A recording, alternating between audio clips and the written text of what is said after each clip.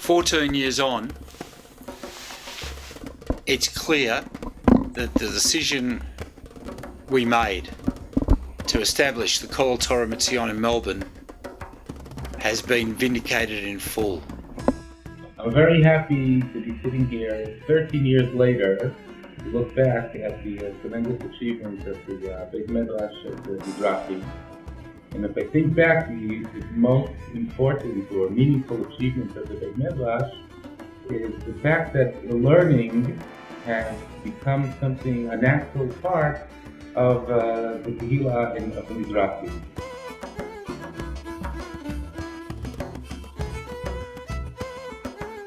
I think back to my times as a Madrich B'nai Akiva, following my return from MTA, and having that passion desire to want to learn and advance my limud Torah. I was searching for a place where I would be able to continue my Torah studies post-MTA, and to be able to do so together with people who understood where I was coming from in terms of hashkafa and commitment to limud Torah. And I can say that in those times there was nothing on offer under the banner of Mizrahi or modern orthodoxy. Winter 1997. Suddenly out of the blue I get a phone call from my cousin Tommy Lamb. He'd been in Cape Town. He'd seen something that he thought was fantastic. The first Kollel Torah Mציון established in Cape Town. He rang me up, he said, "Danny, you got to do it in Melbourne." I called together Tommy's other cousin Paul Corbell, Warren Zhao. We sat right here on this table in this kitchen and we planned for the establishment of the Kollel Torah Mitzion. Worked together with Peter Clute to work out a submission to the Pincus Fund, and we got 3 years of seed money to establish the Kollel Torah Mitzion. Mizrahi and Yavna were at one, agreed immediately that that's what we should do, and together with support from the Bachrach family, Gini Bachrach Aleha Shalom, we were off and running. In 1998 we commenced. Our first Sevet came. 6 great Bachurim from all over Israel, and we were blessed with an immediate success. Each year we get a fresh team of Hester Bachurim and a new Rosh Kollel. Each team builds on the tremendous successes of the team before. Rashi Kollel have brought their own unique backgrounds and experiences. Starting Rav Pinchuk with Hasidah, Rav Noam with his wife Rachel, then added a great level of enthusiasm to the Beit Midrash. And so it's been with each successive Rosh Yeshiva, Rav Avia Rosen and Noah, Rav Yoni, Rav Elad, and now finally Rav Dudi, supported by a great group of Bachurim.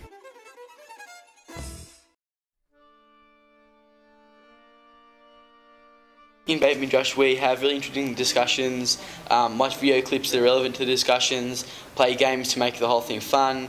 So, in other schools they're just sitting in a class listening to a rabbi or a rav or whatever, and we get to learn what we would learn in a class but just in a way more fun way.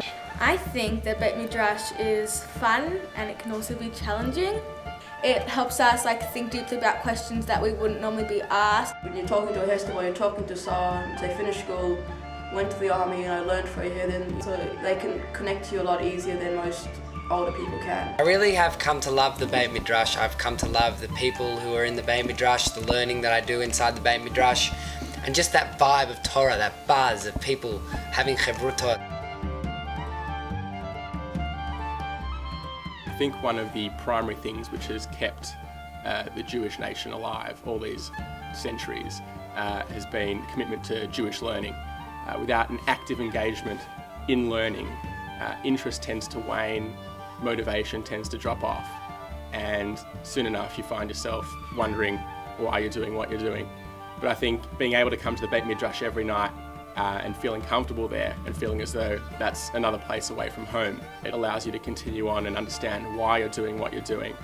I think what's so wonderful about our Beit Midrash is that it provides a place for university students, for madrichim, for balei bayit, for young children to come together and to learn as part of a community and to grow spiritually alongside their secular study. Sometimes what we forget is that there should be a focus as well on our Torah studies, as we are religious, observant, modern Orthodox Jews, and what we believe in is Torah and Avodah, and this Beit Midrash is what stands for that. It promotes both learning Torah and going out into the world and being citizens as part of a wider community. I certainly have gained a lot from this Beit Midrash over the last number of years. At the moment I'm particularly enjoying having a chabura with some of the madrichot from Bnei Akiva, and we learn every week, and it's a great social event for us, and we also really enjoy sharing ideas and things. The Beit Midrash is probably one of the most exciting parts of Mizrahi. Maybe as a mother of girls, I thought before the Beit Midrash there was really nowhere for our girls to come back and continue their learning that they'd started, or continue their learning they'd done in Israel in an intelligent fashion. And I think the Beit Midrash has given that. Although the Beit Midrash was really set up for the university-age students, I think it's wonderful that all the Balabatim have got somewhere to learn, and women have learning groups, and I think it just adds to the whole atmosphere of the organisation, which wasn't here prior to the establishment of the Beit Midrash. I think the social aspect of the Beit Midrash is also very important. I love coming in at night and seeing everybody here and seeing the kids together after Mariv. The fact that there's so much going on, whether it's shiurim or chaburot, chavrotot, or social events like Shalom Chalent or a Sudah Shlishit or a musical Havdalah, it kind of brings everyone in. One of the great things about Melbourne, about Mizrahi, is the Torah Mitzion Beit Midrash.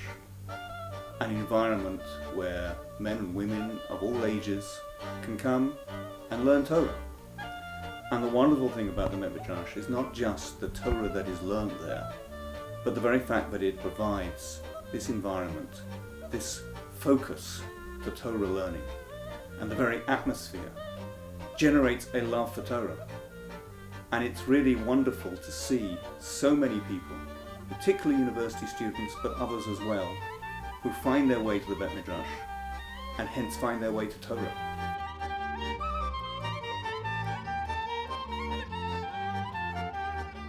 The Hester Bachurim offer our children a unique opportunity to see the ideal role model, the kind of people who are sophisticated, who live in the modern world, but are deeply, deeply committed to Eretz Yisrael and Torah Yisrael. We are tremendously privileged in Melbourne to have the impact of the Beit Midrash. Under the guidance of Rosh Kollel, these young men offer in the Beit Midrash a home away from home for all our children in our community to be able to come to an environment which is dynamic, always interactive, the hub, in a sense, of modern Orthodox Jewish learning, serious learning. And every time we're able to host these children in this kind of environment, we make a statement that Jewish living and Jewish learning is alive and dynamic and highly relevant. And this is the Beit Midrash's greatest success. The Beit Midrash has been very much a focal point for young people, especially in the community, but it's a resource that should equally be shared by the older people. And I think going forward, we'd like to see people coming back from Israel, students at schools should feel comfortable walking through the doors, and the Balabatim should be coming much more frequently.